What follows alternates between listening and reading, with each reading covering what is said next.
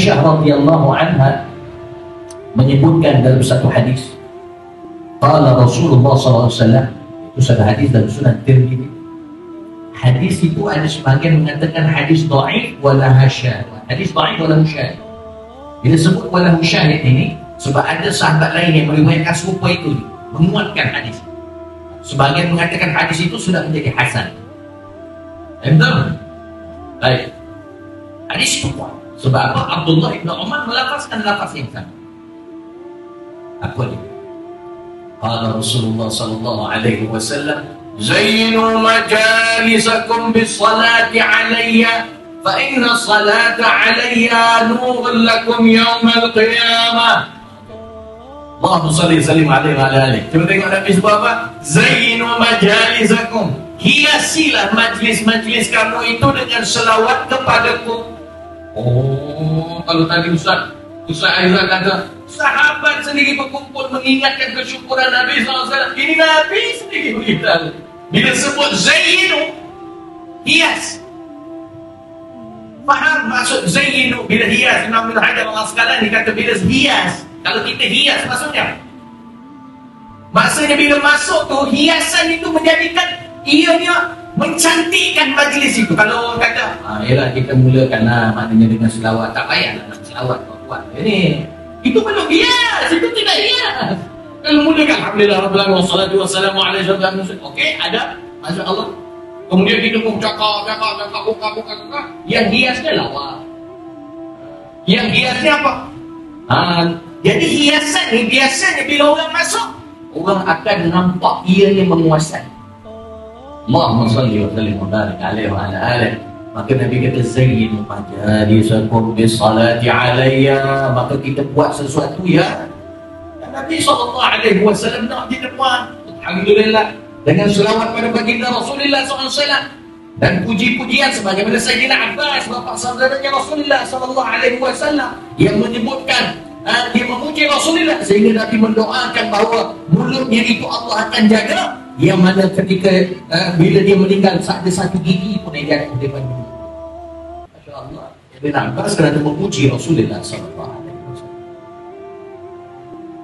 Maka bila disebutkan begitu, kita lihat pula Nabi kata nurul lakum yawmal qiyamah, cahaya pada kiamat. Ustaz, itu cahaya hari kiamat, bukan cahaya dalam kubur.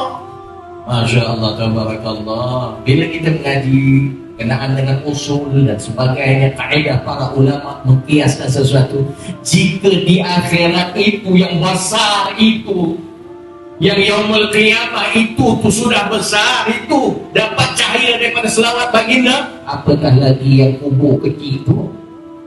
Oh, saya tak kuat. Baik, maka qiyamah ada dua sebagaimana Imam Ibn Katsir sebut.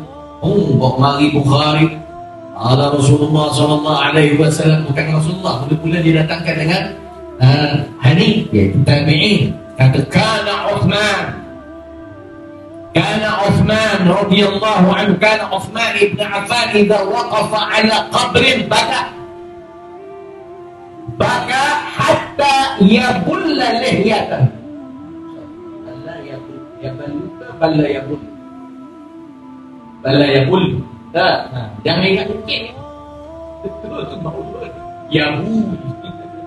Dia basah.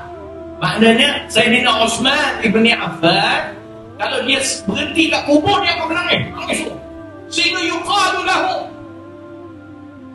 tadhkurul jannata wan nar